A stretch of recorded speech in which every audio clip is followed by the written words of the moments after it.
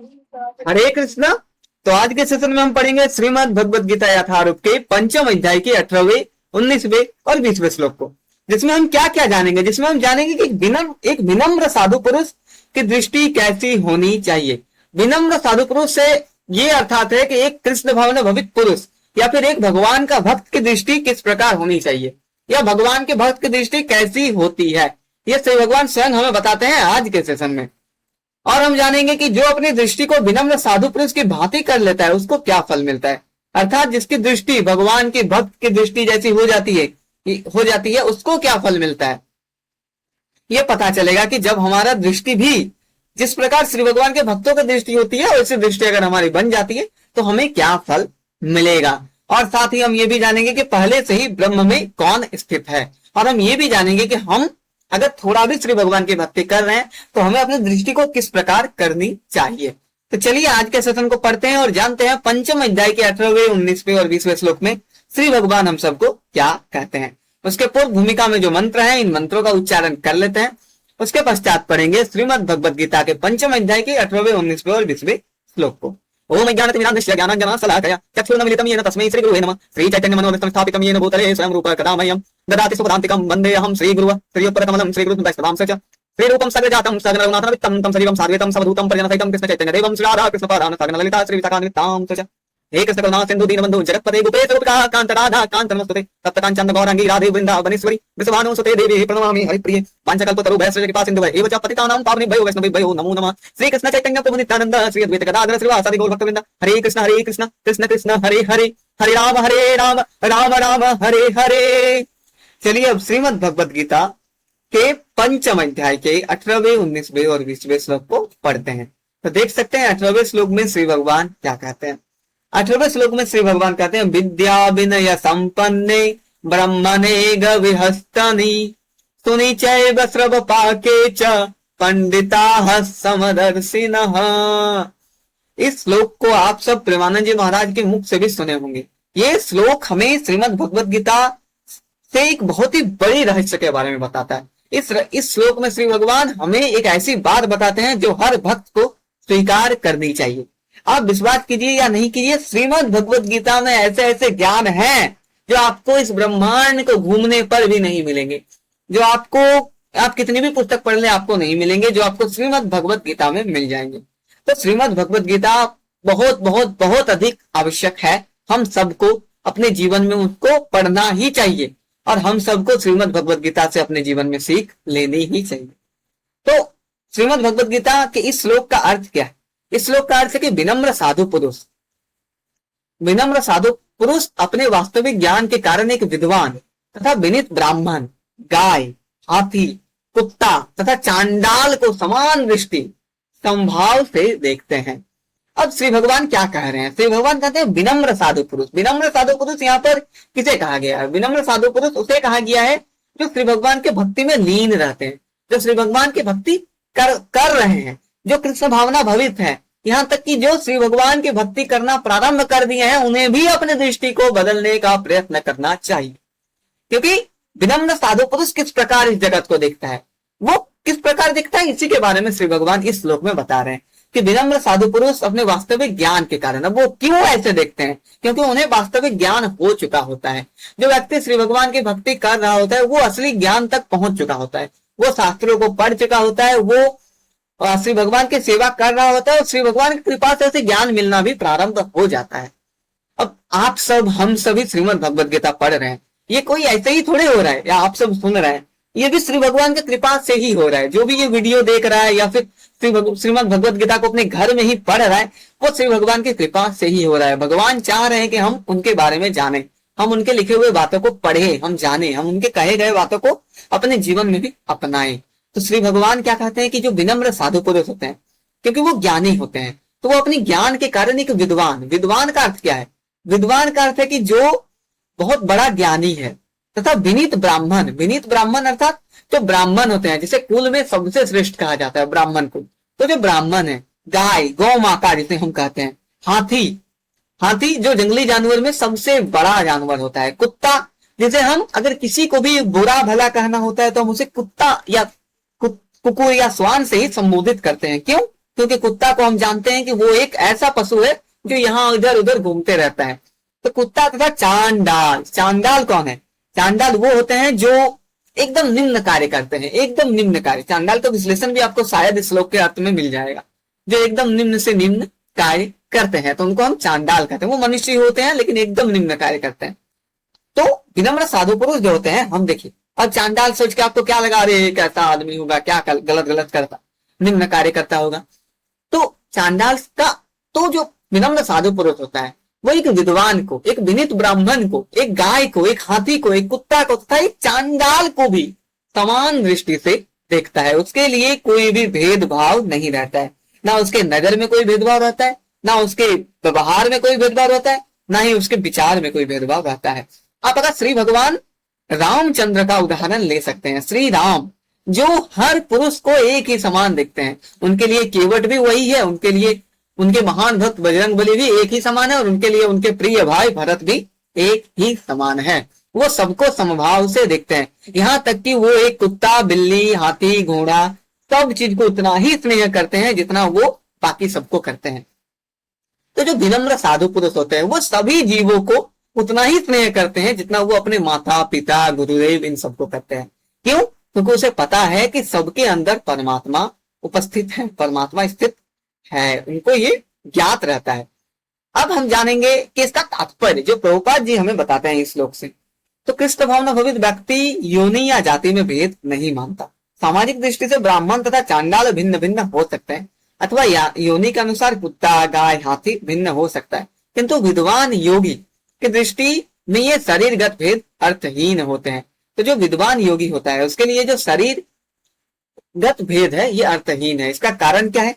परमेश्वर से उनका संबंध है, और परमेश्वर परमात्मा रूप में हर एक हृदय में स्थित है।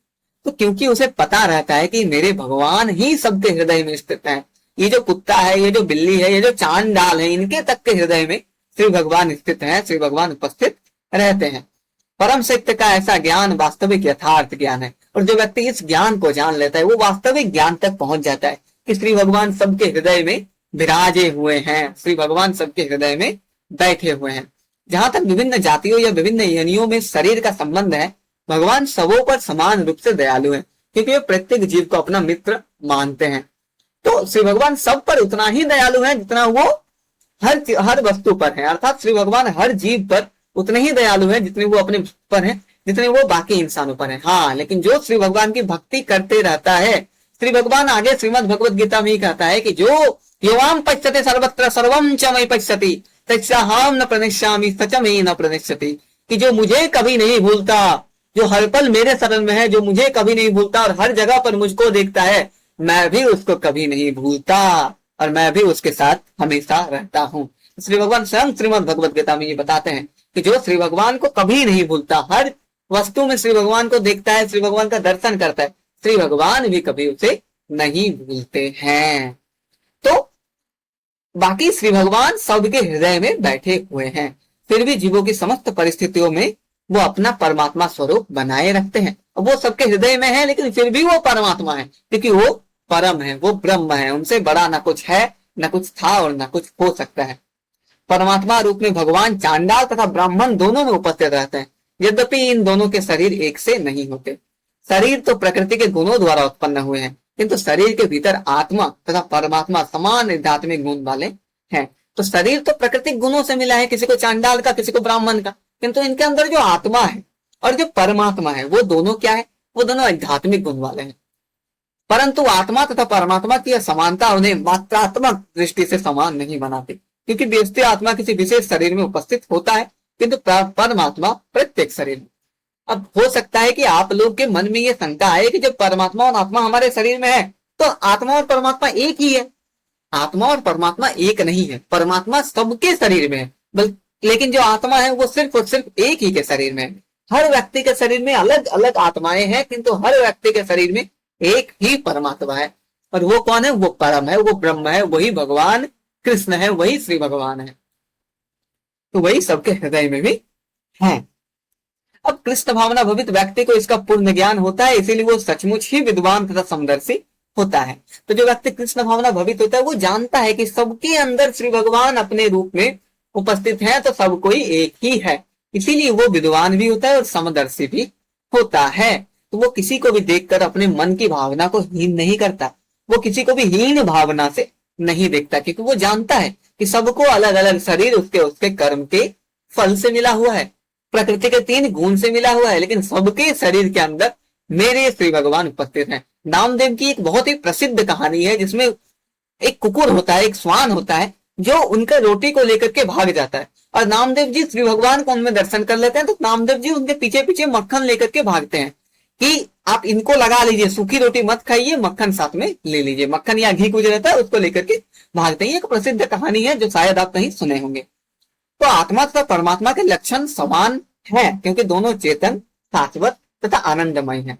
अब आप कहेंगे कि आत्मा और परमात्मा के लक्षण क्या समान क्यों है, दोनों हमारे हृदय में उपस्थित है, दोनों व्यस्ति हैं, दोनों कभी खत्म नहीं होते, क्योंकि दोनों चेतन है, दोनों शाश्वत हैं और दोनों आनंदमय है। किंतु अंतर इतना ही है कि आत्मा शरीर की सीमा के भरे सचेतन रहता है, जबकि परमात्मा सभी शरीरों में सचेतन रहता है।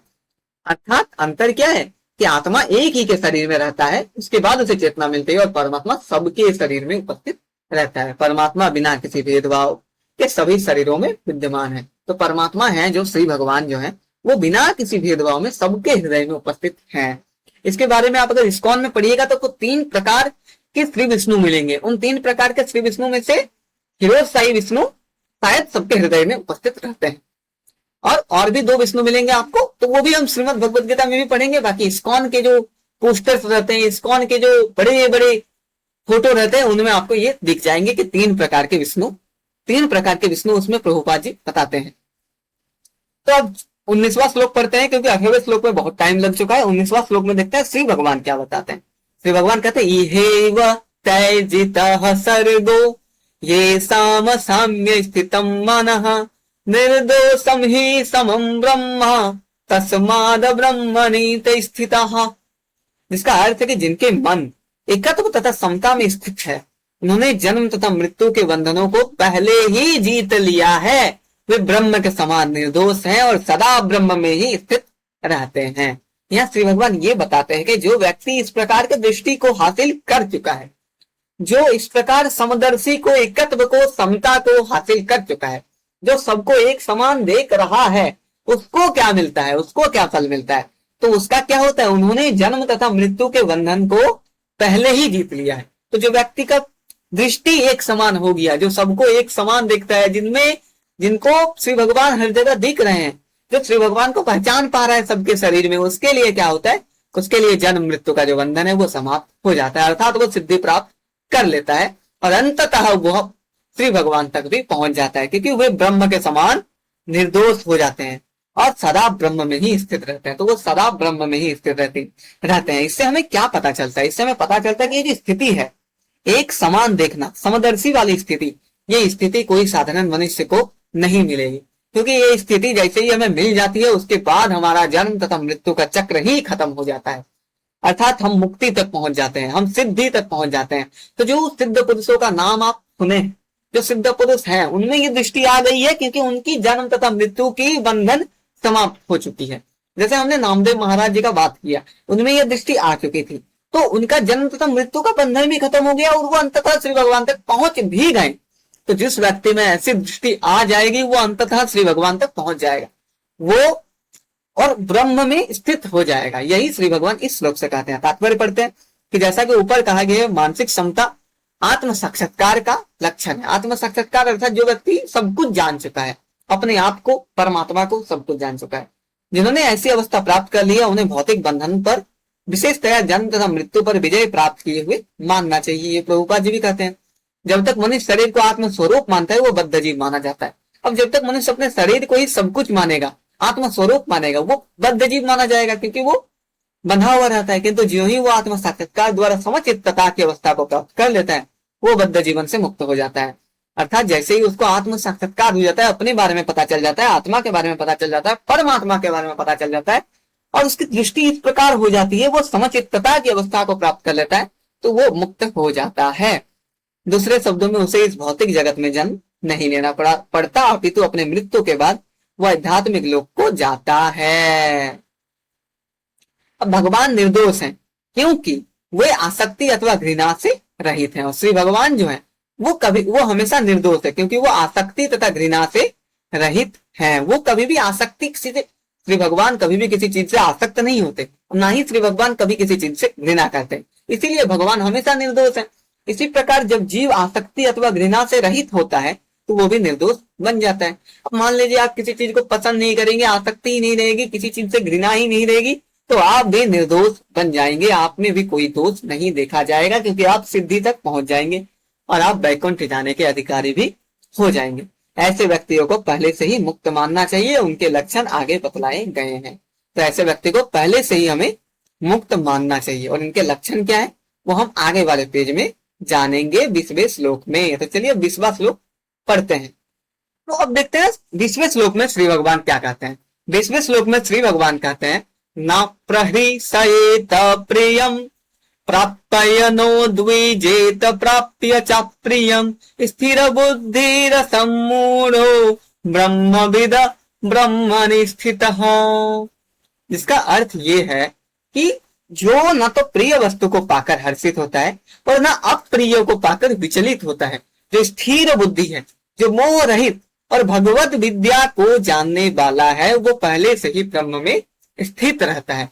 यहाँ श्री भगवान कितनी बड़ी बात कहते हैं, श्री भगवान कितनी गूढ़ बात कहते हैं, हम सब के लिए कितना जरूरी बात कहते हैं। श्री भगवान कहते हैं कि जो ना तो प्रिय वस्तु को पाकर हर्षित होता है और ना अप्रिय को पाकर विचलित होता है। कितना बड़ा बात है। हम सब को अगर आप देखिएगा, साधारण मनुष्य को, तो हमें आप कोई भी प्रिय वस्तु दे दीजिएगा या हमें मिल जाएगा तो हम कितने प्रसन्न होते हैं। प्रिय वस्तु अर्थात हमें कुछ खाने को भी अगर प्रिय मिल जाता है अपना, तो हम कितने प्रसन्न होते हैं, हम खुशी से आह्लाद हो जाते हैं, एकदम इतना आनंद कि हम कह नहीं सकते, इतना आनंद होता है। और थोड़ा सा भी दुख होता है तो हमें कितना बुरा लगता है। अगर हमारे खाने में थोड़ी सी कुछ भी हो जाए, कमी आ जाए, तो हमें कितना बुरा लगता है, हम कितने विचलित हो जाते हैं कि हमें अप्रिय वस्तु मिल गई है। जो चीज आपको पसंद है अगर आपको वो नहीं मिलती है, उसके जगह कुछ और मिल जाती है, तो आप कितने विचलित हो जाते हैं। और यही साधारण मनुष्य के साथ होता है। तो लेकिन श्री भगवान क्या कहते हैं कि सिद्ध पुरुष कैसे होते हैं, जो ना तो प्रिय वस्तु को पाकर हर्षित होता है और ना अप्रिय को पाकर विचलित होता है। अर्थात वो ना प्रिय वस्तु को पा करके हर्षित होगा और ना अप्रिय को पा करके विचलित होगा। इसका एक बहुत ही बड़ा उदाहरण अभी मैं इस श्लोक को पढ़ के दूंगा। तो जो स्थिर बुद्धि है, स्थिर बुद्धि अर्थात जिसकी बुद्धि एकदम स्थिर है, हर अवस्था में उसकी बुद्धि स्थिर रहती है, जो मोह रहित है और भगवत विद्या को जानने वाला है, वो पहले से ही ब्रह्म में स्थित रहता है। तो जो स्थिर बुद्धि है, जो भगवत विद्या को जानता है, जिसके अंदर मोह नहीं है, जो उस मोह को खत्म कर चुका है, वही व्यक्ति हमेशा ब्रह्म में स्थित रहता है। तो इसका एक बहुत बड़ा उदाहरण आपको तब मिलेगा जब भगवान श्री राम के चरित्र में आपको मिलेगा। जब भगवान श्री राम को बताया गया कि कल सुबह आप राजा बनने वाले हैं, तो उनके मुख पर कोई भी अत्यधिक हंसी नहीं थी, उनका मुख वैसा ही था जैसे था, उनके मुख पर कोई बदलाव नहीं आया था। और उसी के बाद वाले दिन जब भगवान श्री राम को कहा गया कि आपको वनवास होने वाला है, तो उस दिन भी भगवान श्री राम का मुख बिल्कुल वैसा ही था जैसा उसके पहले वाले दिन था। तो भगवान श्री राम के मुख में किसी भी प्रकार की विचलितता नहीं दिखी थी, वो थोड़े भी विचलित नहीं हुए थे। और ना ही उन्हें ये जब पता चला कि वो राजा बनने वाले हैं, उनका राज्य अभिषेक होने वाला है, और ना ही वो सुनकर के वो पूरा हर्षित होने लग गया, ऐसा कुछ भी नहीं थे। श्री भगवान का मुख दोनों स्थिति में समान था। और गोस्वामी तुलसीदास भी रामचरितमानस में ऐसा कहते हैं कि मैं उस श्री भगवान राम के मुख को प्रणाम करता हूं, जो मुख उस वक्त भी विचलित नहीं हुआ जब वो ये सुने कि वो उनको वनवास जाना है, और जो मुख उस वक्त भी प्रसन्न नहीं हुआ, अत्यधिक प्रसन्न नहीं हुआ जब वो ये सुने कि कल तुम्हारा राज्याभिषेक होने वाला है। मैं उस मुख को प्रणाम करता हूं और वही मुख भक्तों का उद्धार करने वाला है। तो जो स्थिर बुद्धि मनुष्य होते हैं, जो मोह रहित मनुष्य होते हैं, जो भगवत विद्या को जानते हैं, जो सिद्ध होते हैं, मैं ये कहता हूं हम सब भगवान श्री राम के नाखून तक भी अगर बन पाए तो बहुत बड़ी बात है, उनके नाखून तक भी नहीं बन पाएंगे। लेकिन फिर भी अगर हम भगवान श्री राम की कुछ मतलब 1% या 0.01% भी अगर लेते हैं, तो उसमें भी हमें बहुत सारी चीज को मिल जाएंगे। हमें श्री भगवान के चरित्र से सीखना चाहिए, श्री राम के, श्री कृष्ण के चरित्रों से सीखना चाहिए, और सीख करके हमें उनसे शिक्षा लेनी चाहिए। हमें कभी भी उनका अनुकरण नहीं करना चाहिए। क्योंकि श्री भगवान, अगर आप कहेंगे कि श्री भगवान श्री कृष्ण का हम अनुकरण करने चल जाए तो ये संभव नहीं है, क्योंकि वो भगवान थे। लेकिन फिर भी हम अपने तक जितना कर सके उतना हम कर सकते हैं। तो हमें भी प्रिय वस्तु को पा करके अत्यधिक हर्षित नहीं होना है और अप्रिय को पा करके विचलित नहीं होना है, क्योंकि हमें ये हमेशा स्मरण रखना चाहिए कि होई सोई जो राम रचि राखा।